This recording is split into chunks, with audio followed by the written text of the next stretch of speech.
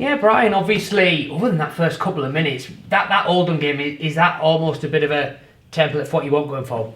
For the vast majority of that game, you were excellent. Yeah, I thought we had good shape and we played the way that we wanted to. Sometimes teams don't allow you to do that, but you know we were very determined and it was pretty good. As with all things, you know we want to do it better if there's a better way. But I have to say that you know the way they approached the game, particularly after the Halifax game, you know, doubling their efforts up is pleasing. And obviously, you talked about that block of two really difficult games after the break with Halifax and Oldham away. You've come away and won them both. Obviously, do you think in a way that sends out a statement to the rest of the league to say we can go anywhere and beat these? Obviously, it's a real statement. A couple of wins, I guess, winning at the top two at the time. Well, they're away from home, and if you look historically over the last few years, we've been knocked off away from home a couple of times and been strong at home. I think it's important that we try and play the way that we want to play wherever we go. You know, I'm conscious that Oldham had a couple of people out, and so did Halifax, but so did we. So that happens through the year. But yeah, both wins were pleasing. And obviously, Jordan played in the halves. We know Joe's got a broken finger. You've made it fairly clear that you saw Joe and Jimmy as your starting halves earlier, but now Joe's got that broken finger. Is this the chance now for Jordan? Obviously, he took it really well against Oldham. Is it sort of an audition for him, or is it just see how we go while Joe's out? I'm on a different wavelength to you because right from the start of the season I said Jordan Lilly will play his part within this team most weeks, and he will do that. The fact that he's got the ability and has the utility value that he can cover all of the places quite well. He was being our best number 9 at some points this season.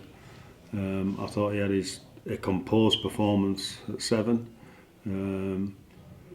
Which is pleasing because sometimes at 7 he's not been that, and I thought he looked quite the part, and I'm really pleased for him. Obviously there's so many positives, but one negative obviously unfortunately was Franklin and Evan both going off with Carthage. Nick and I both saying Franklin limping on a couple of crutches. He doesn't look great. How much more do you know about those two now? Other than the fact they're going to be out for some considerable weeks, not much. That's the pair of them, yeah? Yeah, both of them, yeah. We'll assess them. Whatever we can do to make their recoveries quicker, we will. But that's been the same with George Tafua and Tom Holmes and Tyron Ott and Joe lately with his finger. So it's part and parcel of what you have to cope with. And I'm conscious of the fact that you know we've got people that now can come in and have an opportunity. 3 weeks ago, Bailey Lou, we couldn't find him an opportunity. And now he's complemented to what we're trying to do, so it's important that we try and stay strong in that respect. Just how impressive you've been with Bailey since he came in at centre, and is he making that a difficult selection call? Obviously, you're hoping for Kieran to come back. Bailey seems to do a really good job. What do you make of that? Yeah, it's a fair reflection. I think he'd done a good job for a couple of weeks in different circumstances.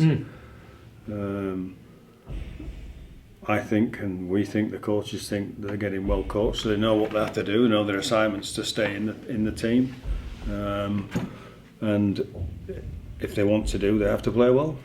Absolutely, and obviously someone that always plays well. Obviously, it's Reeves. He was really key to you beating Fax and Oldham. Obviously, Willie Peters come out in the week and said, "Look, I'd have no issue with putting Reeves in my 70. I think he's a great player." Obviously, for you guys, where are you left at the moment? Do you know what your situation is with Reeves going forward? I know his loan was only for these 2 games. Yeah, absolutely. He's a Hull KR player and he's trying to make his way there as a Super League player. And the fact that we are helping him on the way to do that and keeping him fresh and keeping him healthy, I hope that relationship can continue. But I knew all along that he was leaving after the 2 weeks. We'll keep the debate open, but I want to say quite right now. Who else has said that in a song somewhere? Right here, right now. Fat Boy Slim. Yeah, Fat Boy Slim, right here, right now. That he's a Hull KR player and he wants to be a Hull KR player, but the fact that he's got an affection for us as well is wonderful. Yeah, just wanted to bring something up. Speaking of Fat Boy Slim, that song I think was around the late 90s, and it's caught my attention this week that you were 38 years old, Brian, when Paul Sykes made his debut for the Bradford Bulls. He's now broken an all-time rugby league record. He's just in his 27th season now, and he's playing for Dewsbury. Just how incredible is that? I mean, it's the record of all time. I absolutely love Paul Sykes. We signed him as a 15-year-old from Thornhill. He played a part in our first team squad for a long time. But he's a character. But to play as long as he had and be as durable as he has, I think it's not just a testament to him, it's a testament to the system that he went through then. Because if you actually audit that group of people that came through in those 4 or 5 years, even if they didn't make our first team, they made somebody else's first team. It was a really, really good clutch of players. And he was up there at the top of most of them. So, yeah, I'm thrilled for Paul Sykes. Like every time I see him, I say, mate, you need to give up. Just give up, mate. Just give up. But he won't, because he loves the game. And obviously for you guys, moving back into the, hopefully for them, for their play in the coming weeks, obviously you guys have got Sheffield Cup this week. Obviously, second half particularly, you were excellent against Sheffield, and that was only a few weeks ago. Do you think you can still, I know you've had tough games since, but you think you can still take things from that? It was a very short time ago, and like I said, it was a really excellent win, particularly in that second half. Well, it's the psychiatry of the, psychology of the championship that's the difficult process for players. And I think this is a dangerous fixture because of the last couple of wins, and few wins, one of them being Sheffield. So they'll have an idea about what we're going to do, and we need to have an idea about how we can be better against them as well, because I'm expecting a tough gig on the weekend. And they had a cracking win last week. You know, they've racked some points up. They've got a few players back from when they played us last time. So it's going to be a tough tussle. But you're right, you know, week in, week out is our challenge. We've got some improvements on last week that we'd like to make. And if we can do that, you know, we'll be in the frame. Definitely, and obviously back on home, so a lot of people say, Bowes was best of the wider field, but it felt like you showed you can really attack well on that odds-up pitch against Sheffield. That obviously, I guess, bodes well going forward, because some people had some fears after Barrow, but the last few games, I mean, especially Sheffield at home, Oldham away, you've shown, and Featherstone away, you've shown sort of home or away pitches, yeah, we can attack and we can do really good with it as well. I'm not so sure it's about our attack or our defence, it's putting them both together and not having to do too much of one or the other. So, you know, we've improved in other areas besides the attack. You know, I thought we were better against Oldham defensively than we were against Halifax, even though we defended our line magnificently against Halifax. So we've got some bits to improve ourselves. But yeah, you know, that I did say it'd be around 8, 9 or 10 before we got the fluency. The fact that we picked up some injuries along the way and they've kept progressing is refreshing. Cheers, Brian. Brian, just touching on that kind of notion that you always said Bradford will be at the best or getting towards the best at round 8, 9. How happy are you with how the side's kind of evolved in the last couple of weeks, especially going to Halifax and Oldham and getting 2 pleasing away victories? I'm happy that they're evolving together and that they're putting into practice, and they're fixing the things that we think we've got wrong through the week. So some of the things we did at Oldham, not many people have seen the week before. We worked on those things and they took it into the game, and that is an indicator that they're not only listening but they're applying themselves as well. On those defensive capabilities, you mentioned post-match the side had met their objectives at Halifax, at Oldham. What's changed on that, Brian? Have you changed training? Has there been any, you know, change in strategy, or is this pure and simply down to the players putting in that effort, that hard work when it gets tough out there on the field? It's honesty and reflections on the fact that we didn't do things too well. You don't dramatically change what you do. You just improve the basic elements of practice to enable them to do that, and you show the difference, the outcomes. If you do it well, this is your outcome. If you don't do it so well, this is what you get. And they're smart people. They're cute cookies, so they pick up on that. Obviously, in the defence performance bar, Brian, that's now set at a high level. Is the message to maintain and continue that, even, I dare say, improve it? Well, it's always set at a high level. It's also expected that we defend the way that we want to defend, because it helps us play offensively. But the opposition are saying that as well. You know, there's 2 teams. I've said this before. I don't think the opposition are watching Snow White and the 7 Dwarfs. You know, there are a lot of things and motivations and technique and some good coaches out there And when they put something to you, sometimes you have to resolve things on the run. And I'm just really pleased that they're identifying perhaps where we haven't gone quite well and try to improve it. But there's a commitment from the whole group to get better week in, week out, and who knows where we can get to if we do that. It's clear momentum is building, 4 wins in a row. Has there been any specific areas you've focused on this week in training ahead of Sheffield where you want to maintain that momentum? There are areas that you have to be good against Sheffield to perform, and so of course we look at that, we look at what they'll try to do to us, but I just think it's reinforcing what we do well, particularly this week, and the improvements we've made over the last couple of weeks, reinforcing those messages and saying, well, this is why X happens because we did Y, and it's just a question of X and Y. You know, sometimes you practice, you play as you practice, and we've certainly been doing that. Wonga Blake has been in very good form at the start of this season. Certainly, I think it's 6 or 7 try assists. How pleased were you then, Brian, to see him against Oldham? You know, get that hat trick and show his sort of individual attacking prowess. Yeah, but he'd be the first to say that he gets help all around him. And I think it's fair that all of our boys are quite humble in with the way they approach things. He scored the hat-trick, but there were great contributions from a lot of other people last Friday night.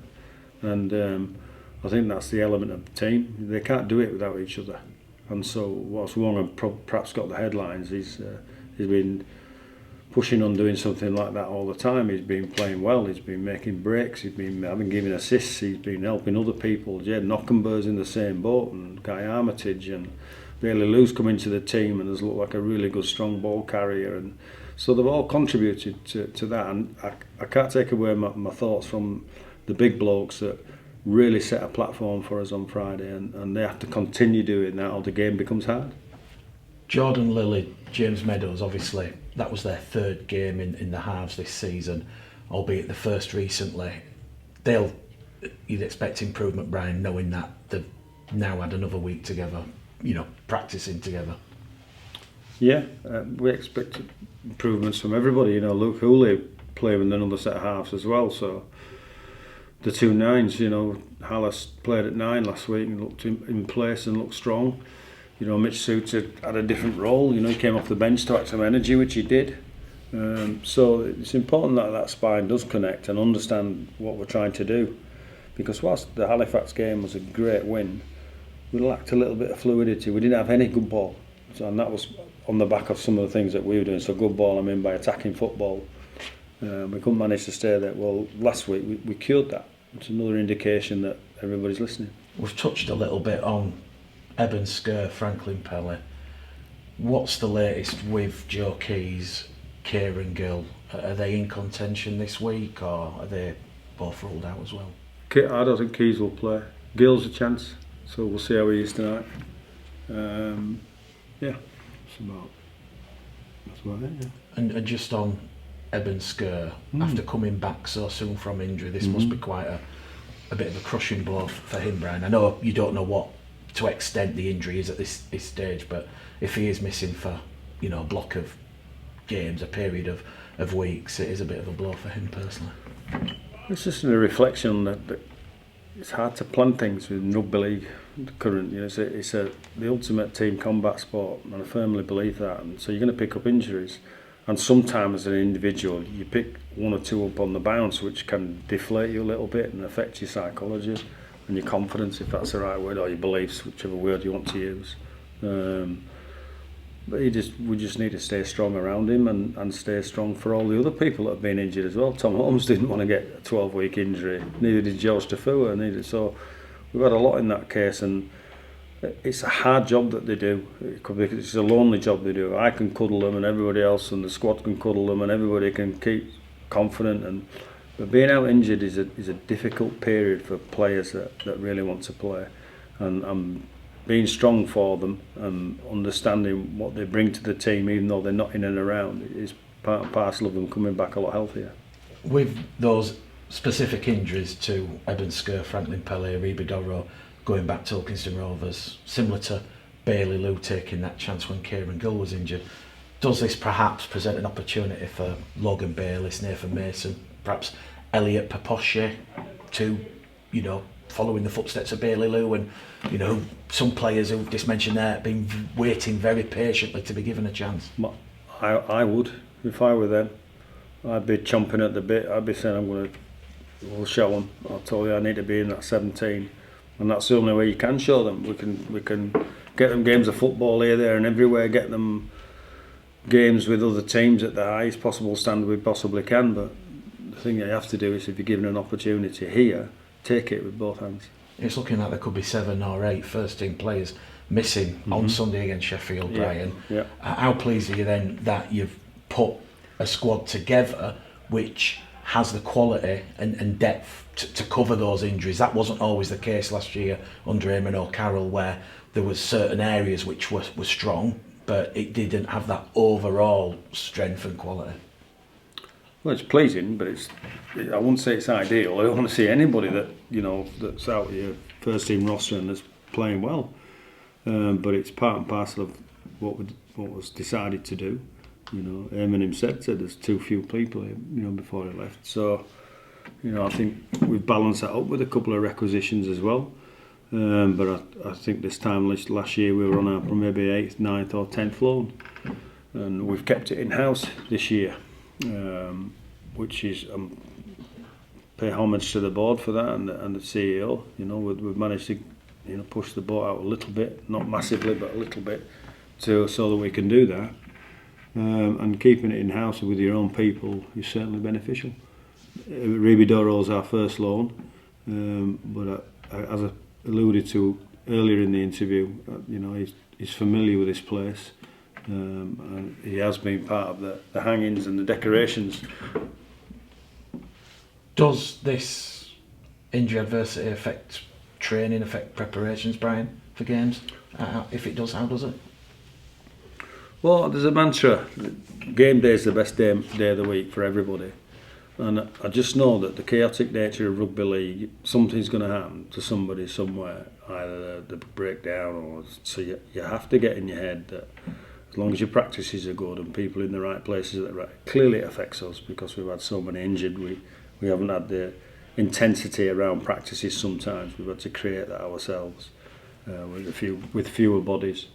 But the reality is nobody's going to give us a leg up at the weekend. Sheffield are going to come all guns blazing, so we have to be ready. In terms of Sheffield, they had probably what Craig Lingard described as their season best result against Batley last time out. I'm sure you've reviewed and analysed the footage. It looks certainly a more buoyed, confidence Sheffield that you're going to face on Sunday. Yeah, why not? It's a bit like some of the results when we're on the back end, some negative results, when you get 3 and 4 together. I think as long as there's no element of complacency, it's going to be two good teams in good form, having a crack at each other on the weekend. And he's been to before with other teams, Craig, and understood the dynamics of Odsal, so they'll be wanting to play a certain way, but so will we. You certainly know from the meeting in the Cup they're going to make it very, very tough, very, very difficult for you. Yeah, we'll make it difficult for them too. You've mentioned the C word there, Brian, complacency. Don't shock me with that one. No. I'll get banned, was it? Is there much focus as a head coach on, not falling into old tricks and potential traps that could be set for your side on Sunday? I think complacency is the wrong word. I just think it's psychology and psychiatry, and it's just that element of not understanding that every game in the Championship is tough, irrespective of who you play. And once you get your head around that and know that there are no gimmies, I've already mentioned the fact that everybody wants to knock Bradford off anyway. It's a heavy jumper to wear in that respect too. But you've got to play well, and you've got to do certain things, the fundamental things that get you in pole position. I understand their coach understands that as well, so yeah, it'd be a good tussle on the weekend. I know we've not mentioned it, but the 1895 Cup semi-final is slowly coming onto the horizon. Are you using that as a marker perhaps to build momentum for what is going to be one of Bradford's biggest, most important games of the season? No, it's too far away. maybe the back of my mind and Greeny's mind and the planning aspect of what we want to be going right, and we'll do some of that. We'll throw some things into practice that might help us on that particular day. But the focus this week has to be purely and simply on Sheffield. And just finally from me, Brian, there is a big meeting on Thursday at Oldham where all the clubs are getting together, and the restructuring debate is firmly on the table. Does Super League go to 14? Does the Championship League One merge? I remember we were talking about this when John Kay was in the hot seat. What would you like to see happen, Brian? Have they got the current structure right? Does it need to change? Yes, the longest question right then. Have you got a day for all our wonderful fans and viewers and listeners and whatever they are? Well, I think it's current because there is a meeting. Well, at so Oldham here's this my week. take on it. There's been a review. I'm no objection to reviews, but everybody in rugby league knows the answers. That's the issue, and everybody in rugby league knows. Well, not everybody. As a version of events as to what should happen. I do think it's time for action. And I do think it's time for radical action, whether that be a restructure, a new competition, something that's going to attract attention and attract a marketing angle that we haven't had before. I think there are some obvious things that are happening within the game that can be answered fundamentally, i.e. where you are in your part in the game. So I'm disappointed that I don't know what the meeting's about on Thursday. I don't know whether it's to, burn a few witches, and I don't know what it's for, but everybody knows the answers that our game has to change to be bettered, and it's the ultimate team combat sport. It's a wonderful, wonderful product. We need some leadership for the game and some direction, and everybody rowing in the same direction. Is it fair to say, Brian, you'd support what the implementation committee come back with? Obviously, if it depends what they come back with. Yeah. You'd have to, obviously, I'd have to have a look at it. Yeah. Oh yes, I'd be like Donald Trump. Yes, we're going to do that. Are we doing that? No, we're not going to do that. No, but there's a feeling in the sport. Here we are again, another review, another restructure change. I agree with them. Everybody, so that it depends what the structure is and who's in the structure and what the aims and ambition. Every club should have an ambition. The community clubs, every club should have an ambition. And a goal to get to somewhere or do something.